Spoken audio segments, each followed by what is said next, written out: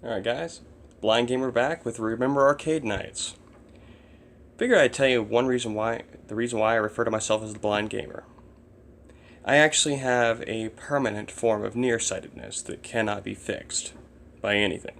In fact, for the longest time, I stayed away from the Nintendo Switch because I thought I wouldn't be able to play with it in a handheld mode, which kind of defeats the entire purpose. But, fortunately, I was wrong. And a lot of you may not know this, but the Switch has a zoom function. And you can set it or unset it. I don't recommend setting it because in some cases it can hinder your game. But you can use this zoom function to read small text that's hard to read and navigate menus that you can't really see and see little key commands. And a lot of you are probably now wondering, where is the zoom function? Well, you have to go into the settings menu, scroll all the way down on the left-hand side down to System, then move down into the Systems menu and scroll down until you see Zoom. Then you can turn it on. And I gotta tell you, that is probably the coolest function I have found in this device.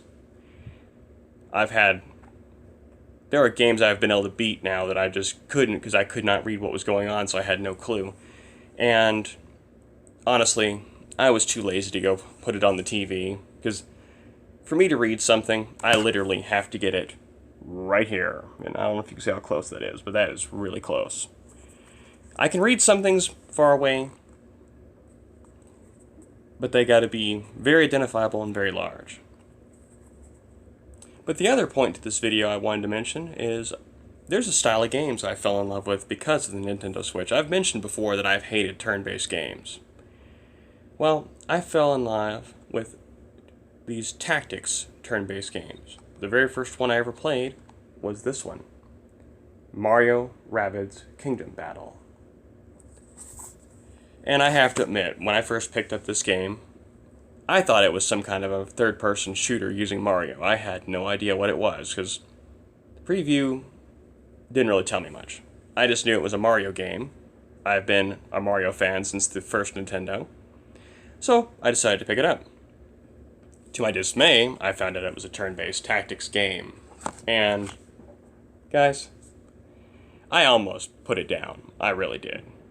Until I saw how aggressive the AIs were. I've played some games with some aggressive AI, but you have to go tweak the settings, such as, Halo and Halo 2 and the likes. You have to go play the game in different modes, like Legendary, to get them really super hyper aggressive. This game, it starts out, they're lightly aggressive, and as you get further into it, they get more aggressive. They get so aggressive that they actually hurt each other trying to get you. And that shocked me and intrigued me. It got me to looking for other games in the same style. And I've collected a few of them since then. I picked up Disgaea 5. Haven't played all the way through yet. Then I also picked up Disgaea 1. Then I found this one at the same time I found Disgaea 1. I have no idea what this game is, but it's a tactics game called God Wars. It looks fun. And then let's not forget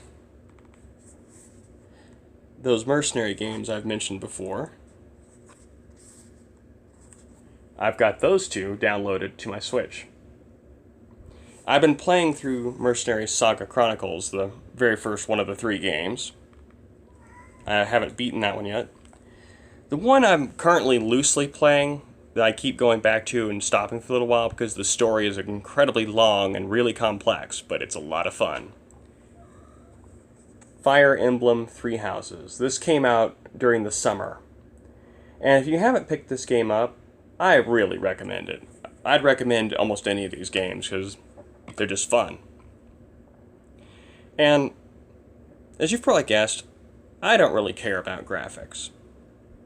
I don't care if there's any kind of frame lag. As long as it's not severe enough to hinder the game, I don't care. If the game is fun, the game is fun.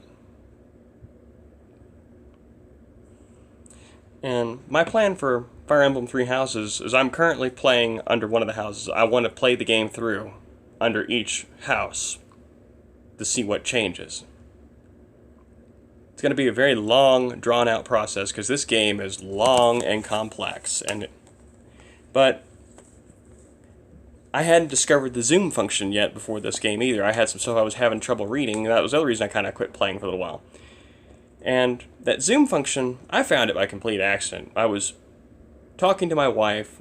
We were sitting in the room. She was playing with her Switch. I was playing with mine.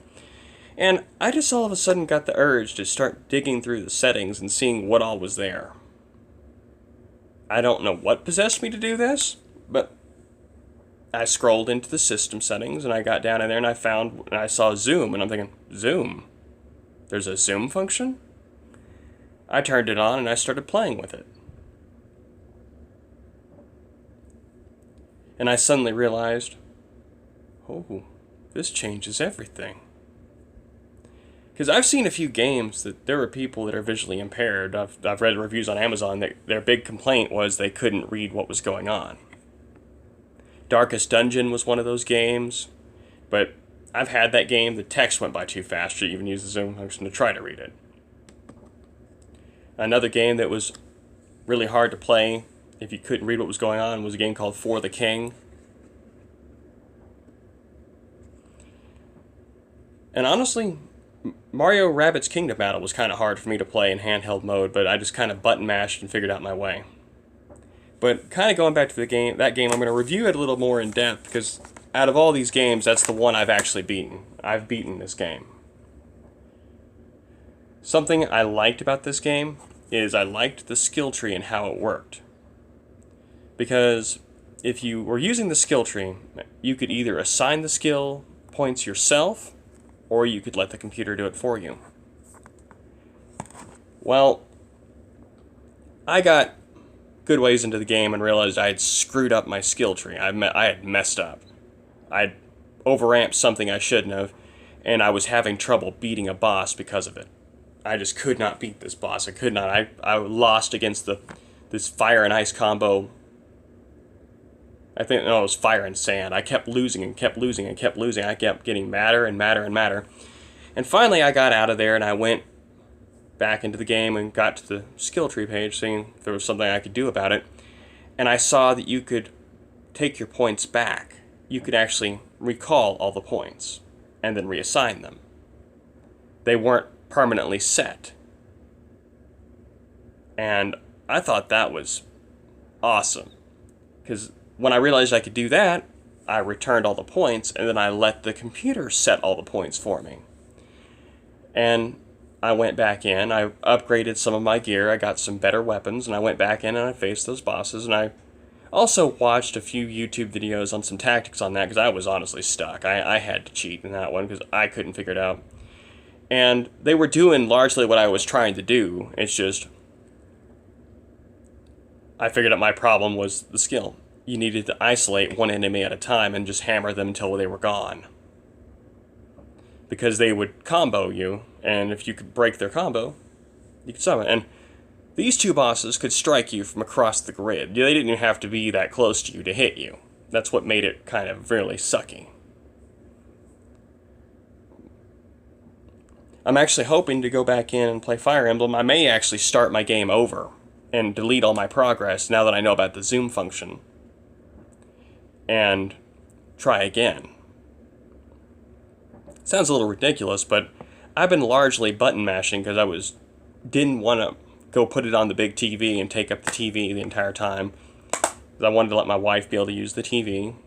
Even though we have multiple TVs, it's not like it's the only one, but if we were going to do that, it means we couldn't be in the same room at the same time.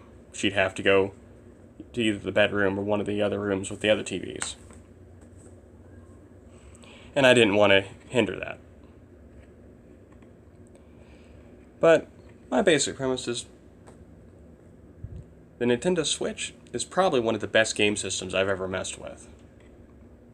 And I've been playing with the game since the Atari. But I'm also going to leave you with this. I'm still collecting the Pokemon games. I've almost got all of the 3DS games for my 3DS. I've got a hold of an emulator that has all of the DS Pokemon games. I still would love to know which game you think I should start with, because I've missed out on an entire genre of gaming, and I'm trying to catch up. But tell me what you think of the video, leave me some comments below, like, share, and subscribe. I'm The Blind Gamer, and this is Remember Arcade Nights. Have fun, guys.